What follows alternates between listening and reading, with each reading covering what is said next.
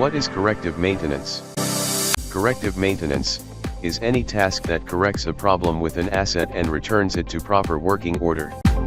Corrective maintenance tasks can be both planned and unplanned. There are three situations when corrective maintenance occurs. First, when an issue is detected through condition monitoring.